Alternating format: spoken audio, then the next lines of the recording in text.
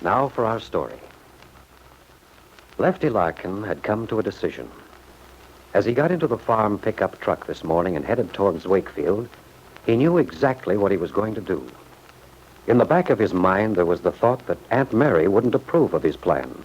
But this didn't deter Lefty, for he was firmly convinced that she was wrong about Sergeant Bill Meade. Adding up what seemed to him conclusive evidence, Bill gave Lefty's character a grade of 0, and he knew from his conversation with Peggy Douglas this morning that Aunt Mary had been misled by her niece's attitude.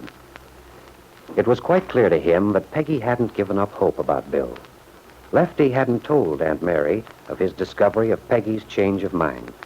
He was going to handle this situation himself. When he got to the town square, Lefty Larkin parked the car and, entering the farmer's bank, walked over to David Bowman's desk. Hello there, Lefty. Good morning, David. Are you rushed for time, or may I talk to you for a minute? Certainly. Things are a little slack this morning. Come on in, Lefty.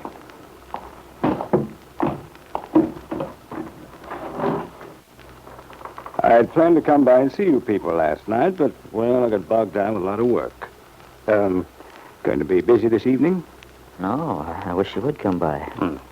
How's Mary?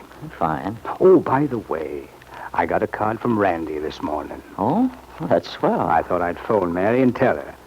She hasn't heard for quite a while now, has she? No, but you know how it is. Mail from overseas can be pretty erratic at times. Phone her, David. She doesn't say much, but I know she'll be relieved. What did Randy say? Not much. Just that he was feeling very fit and still hadn't given up hope of getting home soon. He told me to keep a sharp eye on his family. Well, it needs one. Oh? Yeah. What's the trouble? David, I'm worried about Peggy. What's the matter with her? She'd be perfectly all right if she were let alone. But she's so darn gullible, David, and trusting. Bill Meade keeps her on a perpetual seesaw. What? Yeah. I think I have the setup all right, but... Well, I thought maybe you might know something. David, what do you think of Bill Meade? Well, Lefty, I don't know the young man too well. He's been to see me a couple of times, and he's talked to me quite confidentially. I'd say that he's a young man who has his troubles, all right. Well, I don't see that excuses him for making trouble for other people. I'm afraid I don't quite follow you.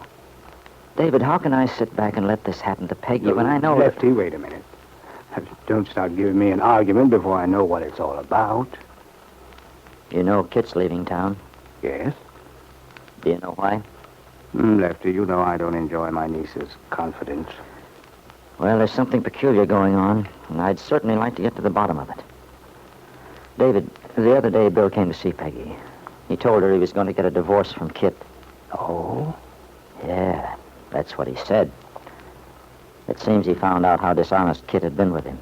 He gave Peggy a lot of talk about how he'd known all along his marriage was a mistake, and he wanted some kind of commitment from Peggy.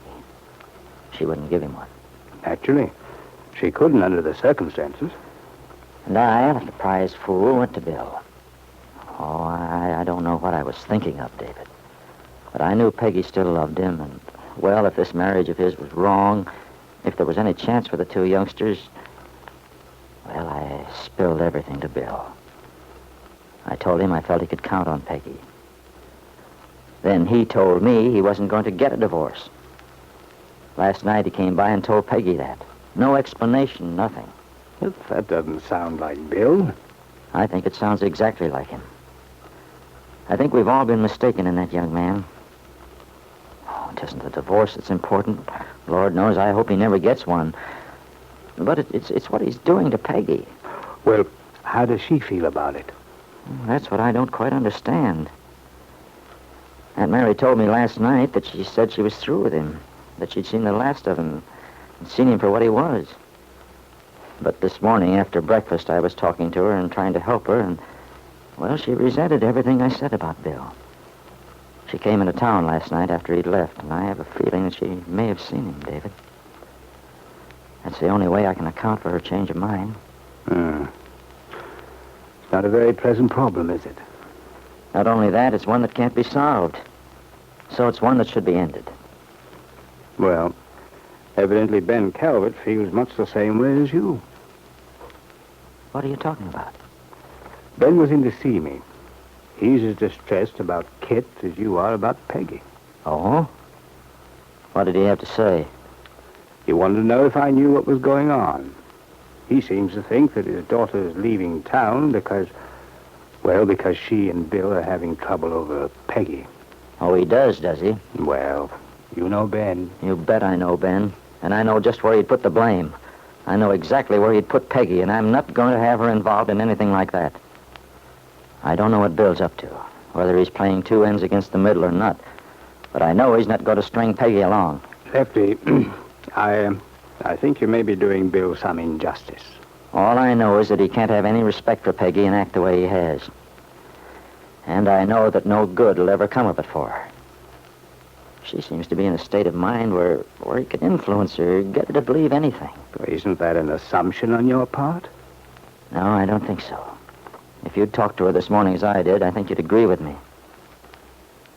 So Ben Calvert thinks that Peggy is to blame. Look, Lefty, probably you don't know all of the ramifications to this mix-up any more than I do. Things like this are always unpleasant. But Peggy, Bill, and Kit, well, they aren't babies anymore. Maybe they have to work it out their own way. Yeah, that'd be all right if Bill were dependable and honest and a gentleman.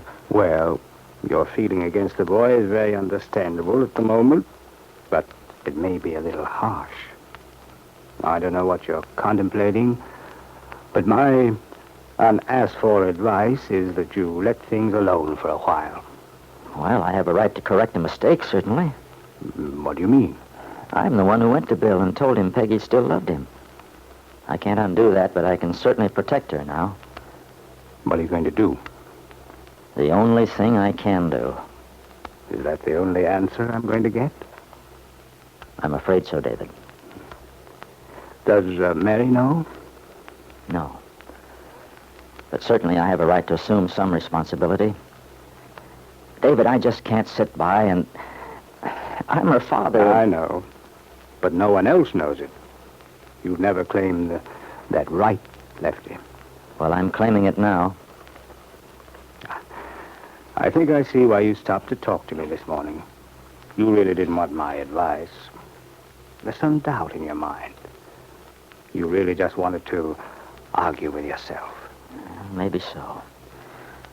And if that's true, the doubt's gone, David. I've won my own argument. See you tonight, maybe. Lefty Larkin got up and walked out of the bank, leaving a very distressed David Bowman. It wasn't so much Lefty's interference that worried David as his attitude. He was aware that Lefty was angry and belligerent, and from long experience, David knew only too well the possible results of such a mood. Knew that his desire to protect Peggy might lead him to do the rash, the ill-advised thing. But Mr. Bowman would have been more alarmed if he had seen where Lefty went after leaving the bank. He went across the square to a building that bore the legend Calvert Real Estate and Loan Company.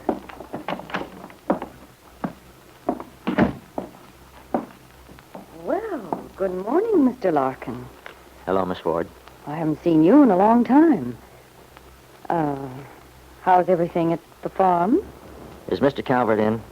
Why, yes, I think he's talking on the phone at the moment. Is there anything I can do for you? No, thanks. I want to see Ben himself. Well, I'll tell him you're here. May I ask what you wanted to see him about? You may. Tell him I want to see him about his son-in-law, Bill Meade.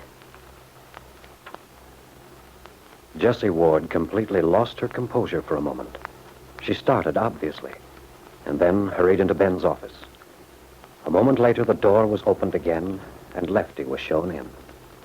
Ben Calvert stood behind his desk. The two men stand facing each other. Two men who haven't spoken to each other in years. Two men who, at this moment, have one thing in common: to ensure the future happiness of their daughters. But I wonder, Lefty, if this visit of yours will achieve anything but the opposite effect.